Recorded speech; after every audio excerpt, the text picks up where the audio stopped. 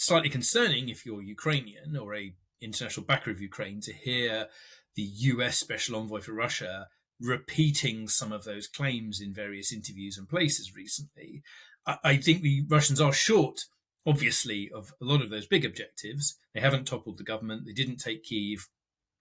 They haven't taken the territory in the four big oblasts on top of Crimea that they have been looking to effectively join up, and that is, Donetsk, Luhansk, Zaporizhia, and Kherson. So they haven't achieved their overall objectives, although they might be moderately satisfied with what they've done in terms of taking about 20% of Ukraine's territory to now. But that is not overall mission success for them. Hello and welcome to Frontline for Times Radio. I'm Louis Sykes. Today we're joined by Matthew Savill, the Director of Military Sciences at the think tank RUSI. Matthew was also on the UK government's Operations and Crisis team in the wake of Russia's invasion of Ukraine. Matthew, welcome. Good afternoon. I wanted to start with some of the comments from Steve Witkoff coming after these talks he's held with the Russians. He's claimed that Russia has taken its objectives effectively in eastern Ukraine, and that was the root cause of the war, and he doesn't see reason they would carry on. I mean, that doesn't really reflect the military situation on the ground in the Donbass at all, does it? No, certainly not, and not for their overall objectives. So where we are at the moment is that the Russians have been grinding their way forwards and are very, very slowly taking ground, or it appears even in the last month or so that they've essentially been held up even more by Ukrainian resistance, and they're sort of have switched to something that is a bit more attritional in terms of inflicting losses on the Ukrainians that they don't think the Ukrainians can sustain in the long term. But if you look at their original objectives and the way that indeed the Russians still talk about this, they wanted to effectively remove the existing government and replace it with something that was less Western leaning, not going to be a member of NATO, probably not going to join the EU, and less of a, as they saw it, threat to Russia, and indeed was essentially within their orbit. And they talk about Ukraine in these pretty dismissive terms as not really being a proper country. And it's slightly concerning if you're Ukrainian or a international backer of Ukraine to hear the US Special Envoy for Russia repeating some of those claims in various interviews and places recently. I think the Russians are short, obviously, of a lot of those big objectives. They haven't toppled the government. They didn't take Kyiv. They haven't taken the territory in the four big oblasts on top of Crimea that they have been looking to effectively join up, and that is, Donetsk, Luhansk, Zaporizhia, and Kherson. So they haven't achieved their overall objectives, although they might be moderately satisfied with what they've done in terms of taking about 20% of Ukraine's territory to now. But that is not overall mission success for them. And Witkoff also went on to dismiss the idea of this UK French-led European reassurance force. I mean, is a ceasefire of this magnitude, considering the size of this conflict now, is that possible without no physical presence or assurance, security assurance to back it up? I mean, is there a history of that, of a war like this ending that way? I think we should differentiate between the ceasefire and what the reassurance force is there to really do. It is not a peacekeeping force, and I think that's a misuse of the term. That those are usually neutral. They keep the combatants apart. They monitor ceasefires. I don't think this has ever really been seen in that kind of mold. I mean, this is a force that would be on the side of the Ukrainians, there to reassure them and perhaps deter future Russian aggression. So I think that is a different beast. I think the terms of the ceasefire are really about partly the exhaustion of the two combatants at the moment and what they are hoping to get out of it in setting conditions for more substantive talks. I think if I were honest, the way that the ceasefire talks are currently going, it's not really a particularly stable ceasefire on paper. And that's partly because the Russians, as I said, won't have actually achieved all of their objectives. But if you're Ukrainian, it would be a particularly unsatisfactory situation to have 20% of the country out of your control, and some of that front line in particular being in quite unfavorable places, higher ground, a lodgement of Russian forces north in Kharkiv, heading down the Oskil River. So, Zaporizhia, the nuclear power plant, they're still in Russian hands.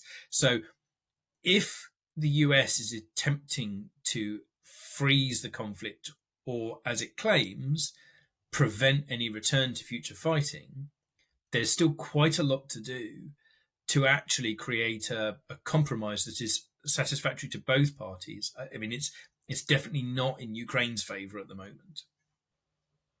And is there any sign as well that this fits strategically into Russia's objectives in Ukraine? I mean, European boots on the ground will still be NATO troops, even if they're not American, won't they? Well, they'd be troops from NATO countries rather than NATO badged troops. But I mean, if you're Russian, they argue that is basically the same thing. I mean, this is part of the problem of the way that the reassurance force has been framed, which is that the UK in particular has been essentially explicit that it requires US support. And that means either actual involvement in the form of maybe surveillance and intelligence flows, or what's known as an over the horizon, i.e., out of sight, but response force if it was attacked by Russians. So, i.e., some kind of guarantee that the US would get involved. And that means that the US has got to support the concept to make it a condition of the ceasefire talks, given that the US is driving the ceasefire talks. And I think that has created some problems because it, in essence, gives Trump and his officials at the moment something of a veto over the idea. So unless Europe is prepared to reverse that condition and say, never mind, we will have an agreement with Ukraine and we will basically be prepared to face down Russia, it risks being ruled out by the US. And I want to come on to that now, because, can, and perhaps more difficult to decipher here, would Europe put boots on the ground without US backing? I mean, I understand that a lot of the weaponry that Europe has given to Ukraine needs US assistance in some form in order to be used. So how does that translate if you're trying to put actual troops on the ground? There are two questions there, one of which is, what can Europe do to support Ukraine in the absence of the US or with a very reduced US role? And then secondly, what is necessary from the US, if anything, for the European-led reassurance force? And then they're not dissimilar, but they are different questions. On the former, Europe by value already provides just over, half, or at least the majority of support to Ukraine, and that's both as individual members and if you include EU institutions. So they already essentially give more than the US does. The problem is that they're not yet in a position to compensate fully if the US were to stop, and there are some key areas where the US provides the most valuable support. And there's some good analysis by the Kyiv Institute recently, which has dug into the detail of this. But what it largely boils down to is US intelligence, imagery, and another kind of information support, which isn't talked about much publicly, but is probably highly valued by the Ukrainians. And that would need replacement somehow. And then some of the specialist weapons, both by volume but also by capability, come from the US. And that's largely speaking the longest range and most capable ground-based air defense missiles, Patriot. So Germany gave some Patriot batteries, but they come from the US. And then by bulk, rocket artillery and artillery shells for howitzers, basically, and self-propelled guns. The US has given by far the bulk of those. And in some cases, Europe has got decent ground-based, air defense missiles, but not the same volume. It needs to produce more. and they're probably not as longer ranged. Not a lot of rocket artillery at the moment, although there might be, if you like, Soviet-like systems that it could try and produce more of or come up with an alternative. And then Europe is increasing its artillery shell production, but it's also got to think about replenishing its own stockpiles, and it would probably need to maybe double its own artillery shell output to replace the US. So that's the material aid, regardless of a reassurance force. The reassurance force idea is much more open for debate because that is essentially a question of political will. Europe could put a pretty decent force together of different types of capabilities, ground forces. Some of those air defense systems that I talked about have its own aircraft based in places like Romania and Poland to provide air cover or a partial no-fly zone or something. But it would be putting a lot of its own deployed capability at risk and probably having to cut down on its activity elsewhere. Europe has been spending more on defence for a few years now, but it hasn't really turned that into much larger, much more readily deployable forces. And a good example is that the British Army is pretty small now relative to where it was, about 72, 73,000. If we were talking about a decent-sized combat formation that had its own artillery, had its own equipment, could defend itself and manoeuvre, you might be talking what's known as a brigade, which can be anywhere between 3,000 and 5,000 strong. But if we deployed that kind of force, we would probably have to stop performing some of our other activity in Europe or shrink it. We currently have a smaller force on the ground in Estonia, or we would have to be not prepared to meet other NATO commitments. So Europe's got some big choices to make.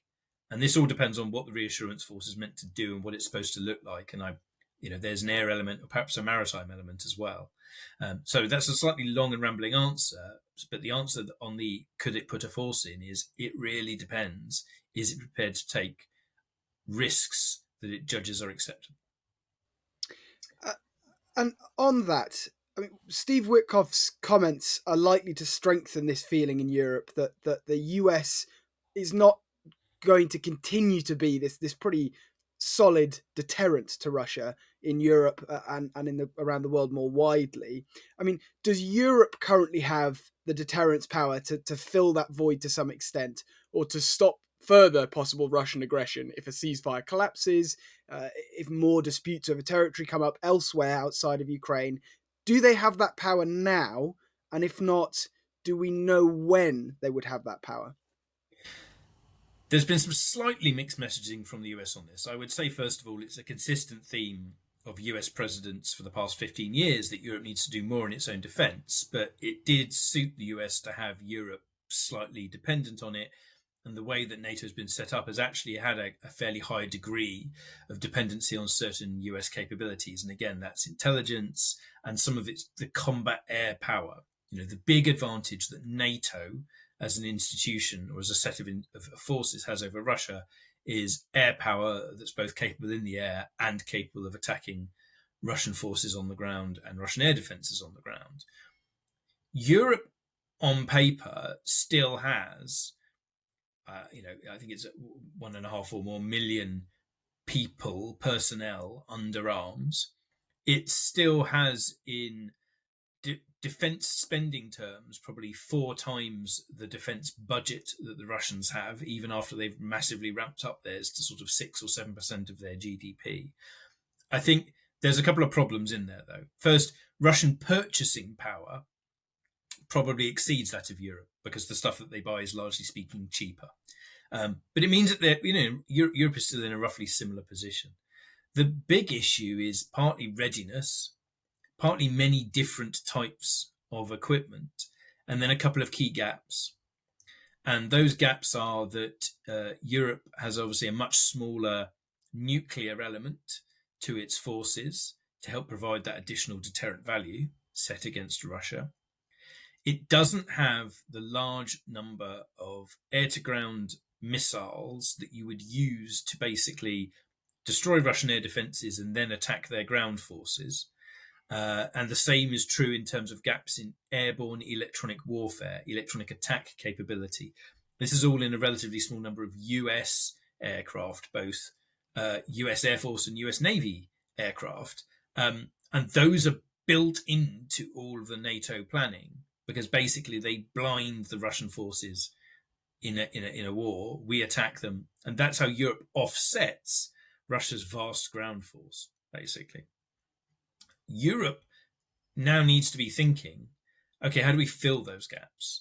And my team at RUSI have done some recent research on this about where European air forces could specialize. For example, there are some who could do the airborne electronic warfare role. There are a number, particularly those that operate F-35 variants, who could do the air-to-ground attack because they can penetrate Russian air defenses.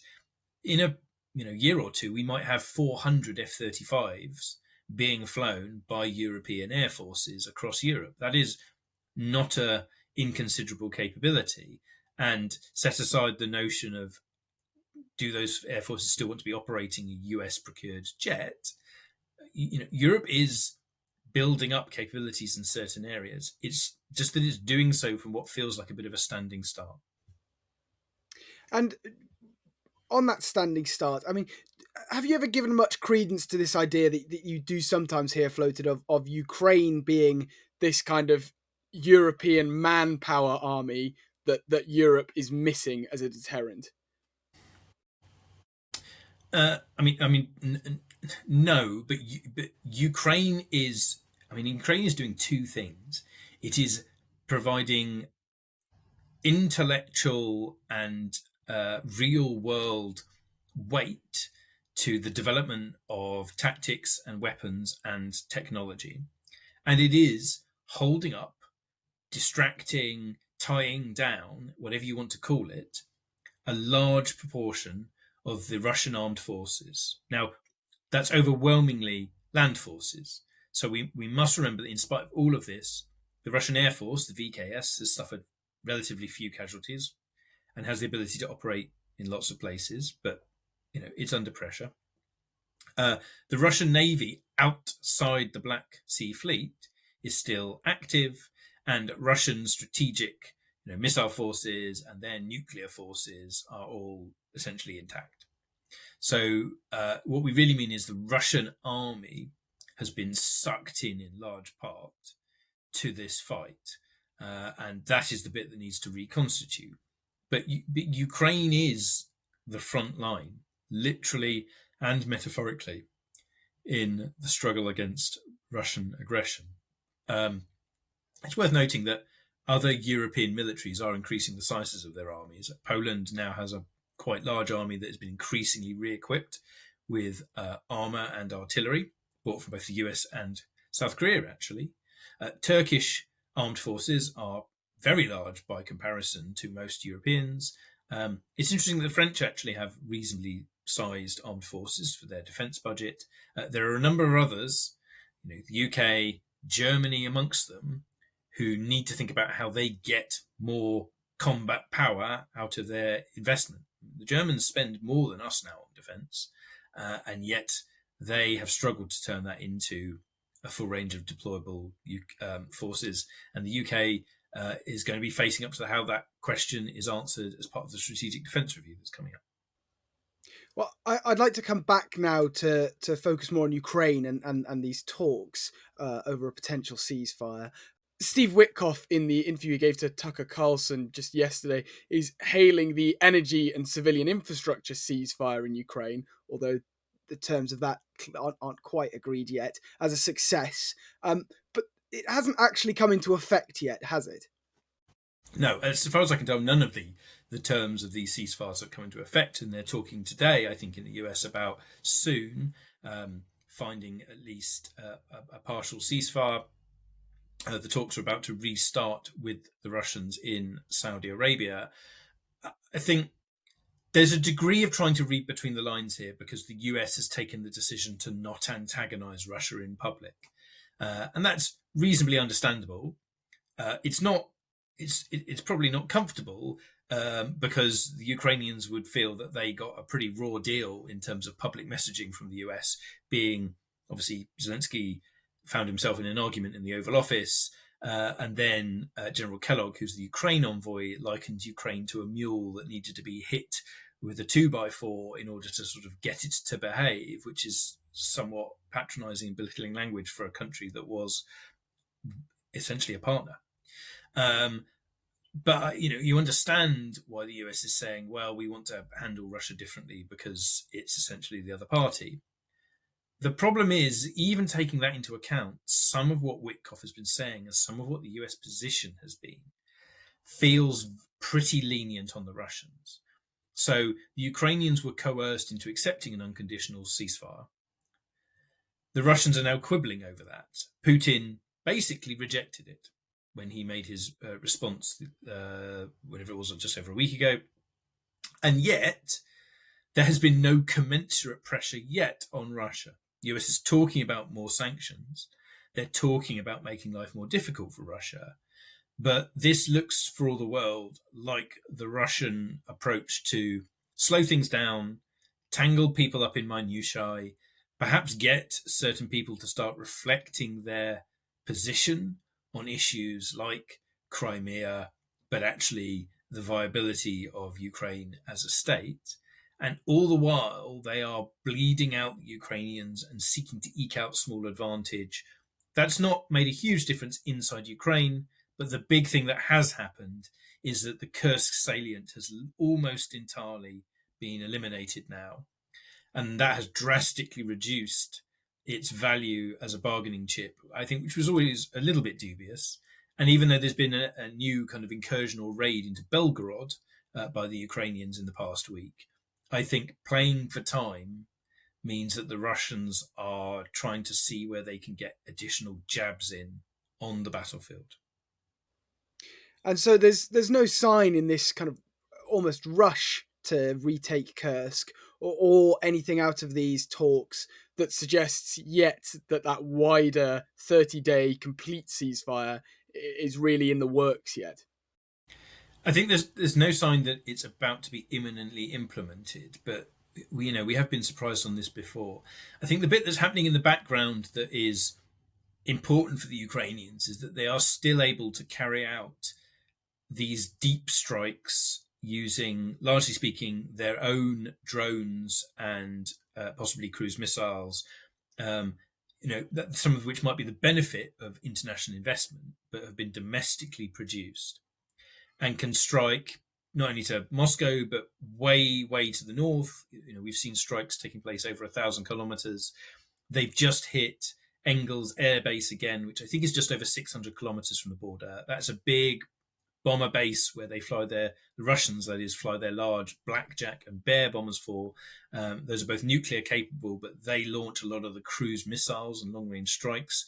So that is a way of trying to cut down on Russia's ability to hit deep into Ukraine by striking at the ammunition storage, and if you can catch them, the aircraft.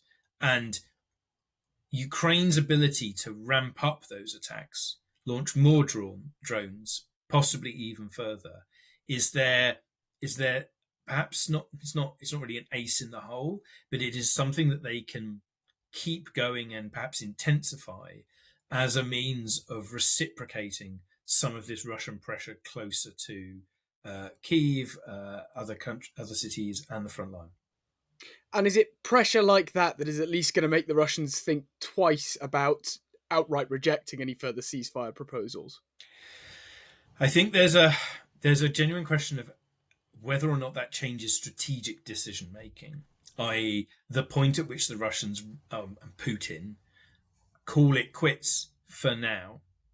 But I think what the Ukrainians are hoping to do is at least have tactical and operational effect, which is that if you can destroy some of these long-range bombers or force them to relocate, they're not in a position to launch attacks.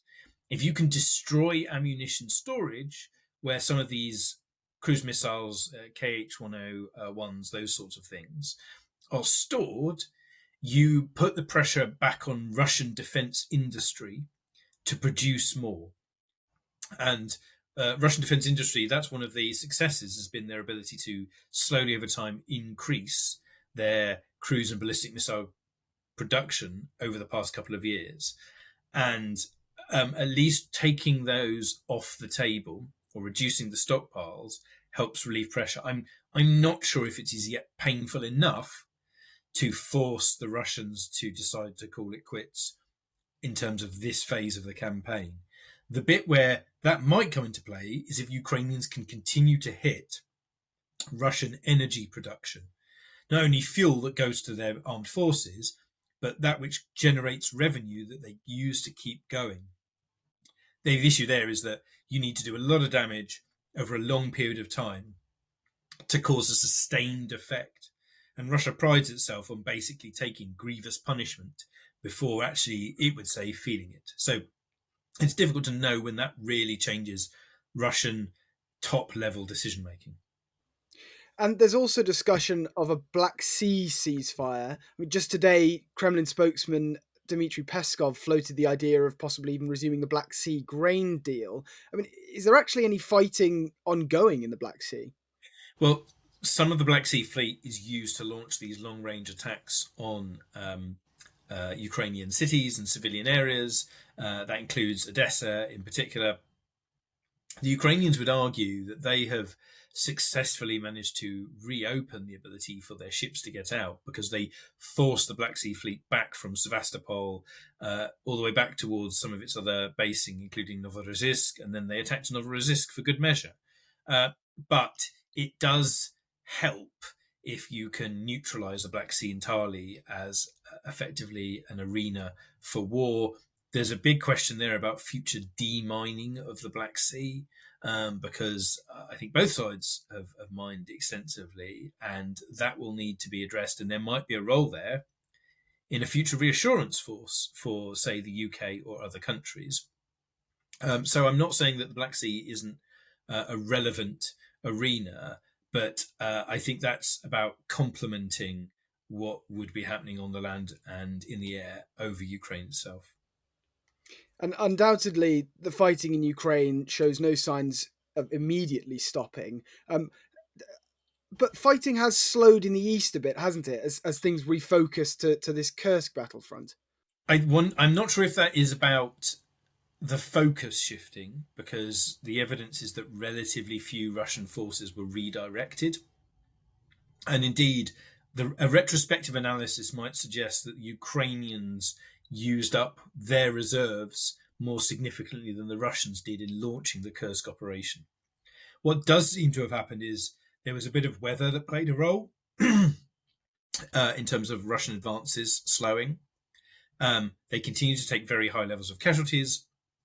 The Ukrainians are adapting and trying to counterattack in various places, Turets, Chasiv Yar, around Pokrovsk. The Russian infantry tactics are not that sophisticated. But to a certain extent, what they have decided to do is capture less land and if you like, inflict more casualties. The problem is the overall calculation that the Russians are making this year is that they still think they've got more scope to take casualties than the Ukrainians do. And so measuring the land lost is useful for, if you like, the overall capability of the combatants in terms of their ability to maneuver in the face of minefields, defenses, oppressive drone coverage. But it's not easy to use as an outright measure of success if one side has decided to just try and wear down the other and see what comes out of that. And so I think the Ukrainians have stabilized the situation, and I think they will be feeling at least a lot better than they were, say, 3 months ago, when it was feeling quite scratchy in some places. But I don't think they will be seeing that as an unmitigated success when they know that they still have to do something about mobilization, training, and replenishment of re-equipment of some of their frontline units that are now very tired and very worn. Earlier this week, the MOD here in the UK said that 900,000 Russian soldiers have likely been wounded or killed. casualties to some extent in the war in Ukraine. I mean, have these talks or has the new year brought any sort of lull in the casualty rates for the Russians? I get the impression it has slowed or it has dropped very slightly, but we are still talking tens of thousands a month of varying degrees of severity. Maybe I mean they're working off a calculation of between 30 and 40,000, which they can mostly contract or recruit or remobilize. And some of the people that they're throwing in are walking wounded or effectively still recovering from injuries. In the Russian army right now, life is astonishingly cheap, but that is the model of warfare that they are using. Even whilst we talk about their adaptation and response in certain technical areas like electronic warfare, use of different kinds of drones, how they're combining their artillery with surveillance, and how they're improving their air-launched capabilities. So I think casualties levels are still astonishingly high by a Western standard. The British Army would cease to exist if it were fighting at this level of intensity for 6 months or so. But the Russians are fundamentally careless with lives. And just to finish, Matthew, we are now coming into spring. I mean, we're hearing that the ground is starting to harden up again now in Ukraine. There is this perhaps reduction, even if it's only marginal, in the current scale of conflict in Ukraine itself. Should we expect at some point soon another sort of final push, as it were, by either side ahead of any potential halt in fighting, whether that be a short ceasefire or something more substantial? So I don't want to give the impression I have some sort of magical insight. My inferences about what's been happening recently would suggest I don't think we should look for any kind of big counteroffensive from the Ukrainians. I don't think they have the necessary reserves that need to be built up. And that is genuinely something that Europe could take a more substantial role in. And including, a reassurance force mission could actually be a much larger training mission. I wouldn't be surprised if we see attempts to keep the Russians off balance. Belgorod operation is one example. I think the Ukrainians have shown themselves to be pretty innovative and daring when they need to be. But some kind of large counteroffensive, I don't think is on the cards very, very soon, or at least it doesn't look like it, just in terms of their need to stabilize their position. For the Russians, they have shown little ability to launch a kind of mass assault and then exploit weaknesses to create a breakthrough. But they are ratcheting up the tension and the pressure in a number of places, particularly in the Donbass, in such a way as that there might be opportunities. And what we have seen is that they have, for example, ordered perhaps 70,000 kits for these large glide bombs that they use for use in 2025. And that matters because although the Ukrainians are trying to counter them, with GPS jamming and spoofing, those are enormous bombs that the Russians use to basically demolish strong points and defensive positions, which they can then assault. And it's been hard to prevent that happening. And focused use of those in a number of cases might give Russian forces an opportunity to push forwards.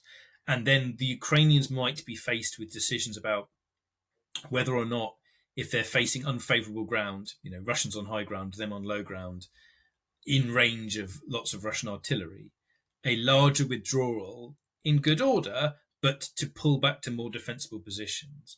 And so you might find places like Sloviansk, Kramatorsk, all of these bits that are, part of the oblasts that the Russians are trying to join up, particularly, Donetsk, Luhansk, and maybe Zaporizhia, where the Russians are really just trying to grab that additional bit of territory and then think about, okay, do we now go for a ceasefire discussion? But I would stress that at the moment, I I don't think that ceasefire is a stable proposition without something that really does either discourage or deter the Russians from trying to come again. And the way that the US is signaling its lack of interest in this after a large ceasefire is why the onus is on the Europeans to work with Ukraine to come up with something that actually makes this durable. Matthew Savill, thank you very much for joining us today on Frontline. My pleasure. You've been watching Frontline for Times Radio with me, Louis Sykes. If you'd like to be the first to get exclusive content, you can sign up for membership with the link below. You can also listen to Times Radio for the latest news and analysis, or read it on thetimes.com. Thanks for watching. Goodbye.